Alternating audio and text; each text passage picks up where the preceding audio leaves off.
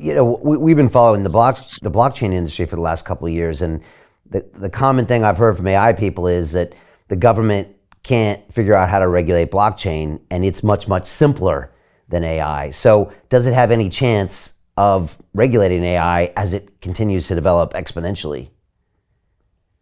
I think it does, because what the government can, I mean, obviously we can't expect all our politicians to have PhDs in computer science, but they certainly can work with technical people from the field who are very eager to help. And in fact, just yesterday, the European Union, the European Parliament, if I'm correctly informed, voted yes for the EU AI Act that's been developed, which is the first really meaningful regulation in the West on AI. That's a huge step forward. And we just need to get a little more time for politicians and policymakers to catch up. This is another point of the pause, because if we just let the technology get driven by market forces to go as fast as possible, policymaking will never catch up. But if we can pause for 6 months and use those 6 months with people from industry, from academia, from policymaking, getting together and just establishing, okay, here are the safety standards. You have like an FDA, but not for drugs, but for AI. These are the safety standards. Now you can kick the ball back to the market and say, okay, everything you release has to be above this bar. If it's just some kid making a funny little computer game, there's no safety risk, so no change. But if it's about somebody releasing a system, an AI system that's going to control nuclear reactors, or just anything that has the potential for major harm, they are now forced to do their safety homework first and make a convincing case to the regulators that this is safe. But that doesn't stop the covert development of that, either behind the scenes in a corporation or in a government or a intelligence agency or just a bunch of guys in a lab. And they could make advances that maybe you couldn't compare to like developing a drug, because those things could also do harm in the future. So what do you do about that? Or is that an issue? Yeah. If this sounds depressing, let me see if I can inject some optimism here. Let's take something like crystal meth or synthetic opioids, fentanyl. These are actually pretty easy to manufacture. In fact, there are so many crystal meth labs in people's basements and here in the US that there's even TV series about it, like Breaking Bad, right? And because there's a law saying nobody is allowed to sell drugs that haven't been approved as safe. That means that it's also illegal for me to do it in my basement, kind of by default. It's not like the government has to make a special rule against Max making crystal meth in his basement. It's illegal, and because people know that, because there's a lot of stigma around it, that already makes a big difference. Of course, you're not going to stop everybody from trying to make crystal meth. But we have a lot of police efforts and other things to try to crack down on it. And what it immediately does, though, is it stops people doing it openly like that, like it is now. Right now, someone can go and do fundraising for a huge company and raise $1 billion to do something equivalent, in my opinion, of in danger or worse than building a $1 billion fentanyl factory. And that's not going to happen at all anymore, as soon as it's by default illegal, and you have to do the safety thing first. So I think if we can just start thinking of AI as not some sort of exception that gets exempt from all rules, but it has to behave like any other industry, like biotech, for example. Huge win across the board. It's going to take a while to crack down on very dangerous illicit bootleg stuff, right?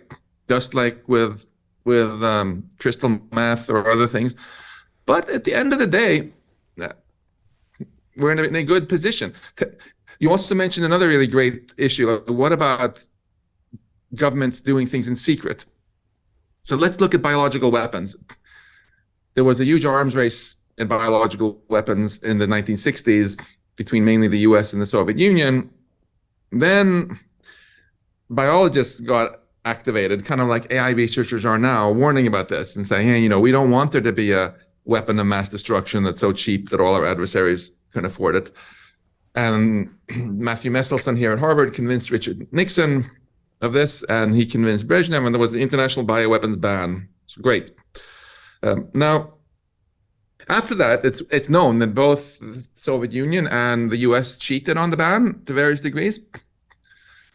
Did that make it a failure? Well, let's do an experiment. Can you, off the top of your head, think of any bioweapon attacks that have actually that you've read about in the newspaper, or anyone getting killed by bioweapons since for the last 50 years? No, I'm sure there's a couple small incidents, but no, nothing major. It's pretty amazing, actually. There were 2 examples of people killed by American and Russian bioweapons since then, but they were both own goals. The Russians secretly were doing some anthrax in Sverdlovsk, and it leaked out and killed a bunch of Russians. Maybe 10, maybe 30, something like that. But it didn't kill any Americans. And then some Americans were killed by anthrax when there was this guy who started mailing anthrax letters to a bunch of famous people. That was American-made anthrax that he had somehow gotten hold of. I'd say, all in all, it's a pretty good scorecard, right? 50 years, the superpowers only managed to hurt themselves a little bit. There were no billions who died from this. Why was that?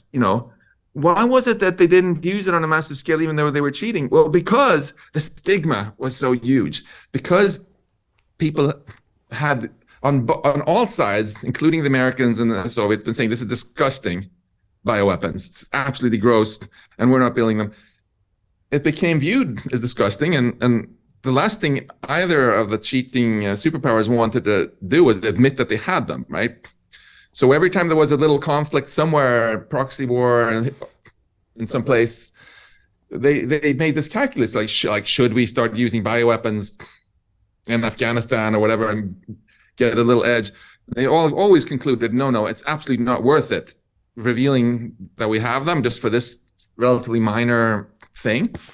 And similarly, if anyone ever tried to go start a private biotech corporation, bioweapon corporation or something, I'm pretty sure that they didn't get very far with their investor pitches because the stigma was so large. And like, what good biology grad student is going to work on bioweapons when everybody thinks it's gross, right?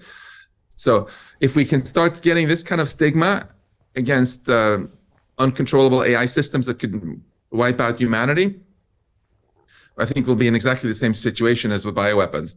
Yeah, I'm sure there'll be some interest from various clandestine efforts, etc. But most likely, the rest of us will never even know it because people aren't going to even use it. So Jim Rickards has just recorded a video that's not available to anyone in the public, and he's going to be talking about how this upcoming recession is going to be fast, it's going to be bloody, it's going to be nasty. But at the same time, he's going to show you how you can position yourself to profit from all of this chaos. Now, we've made this video only available to our viewers. Go to londonreal.tv/Jim. Watch that immediately. I can't say enough good things about Jim Rickards. He understands the global economic system better than any guest I've ever had on London Real. His predictions are almost uncannily true, and you can learn how to profit from his vision, from his expertise, and his understanding of economics. So go to londonreal.tv/Jim or click the link below. It's an excellent, excellent look on what's going to happen in the future and how you can position yourself to profit from that.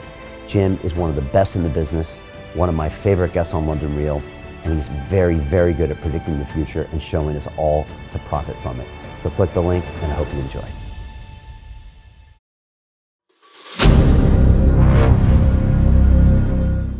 I'm looking for partners, collaborators, colleagues who want to join forces with me around the globe and create real value, generational wealth, and financial freedom for everyone else around the world.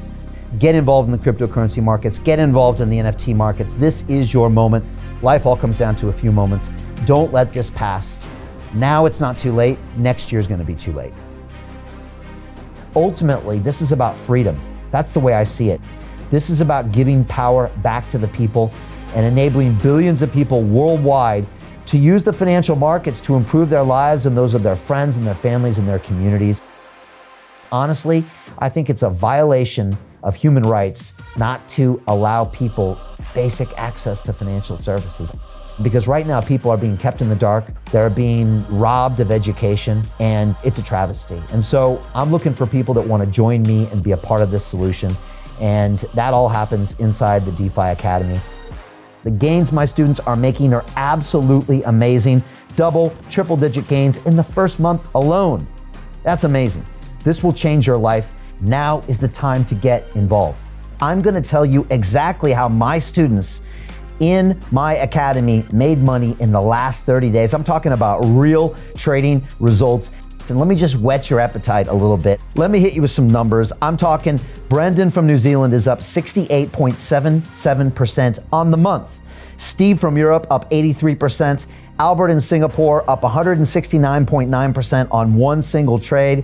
I got Susan up 153% on her call options alone, also rocking 139% returns and 442% returns as well on individual trades. These are people that are changing their financial future in the last 30 days, but it's based on trading discipline. I've graduated over 500 students from inside my academy from over 54 countries around the world. It's amazing. When it comes to crypto, DeFi, and blockchain, we love this space. We truly believe it's the future. This is down to our core. It's authentic to what we're doing, and everybody can tell through the camera because you can't make this stuff up. If you're watching me now, wherever you are, I implore you, take 60 seconds right now and join my academy. Apply today. Now you've got a chance. Life all comes down to a few moments. What are you going to do? What's the choice that you're going to make?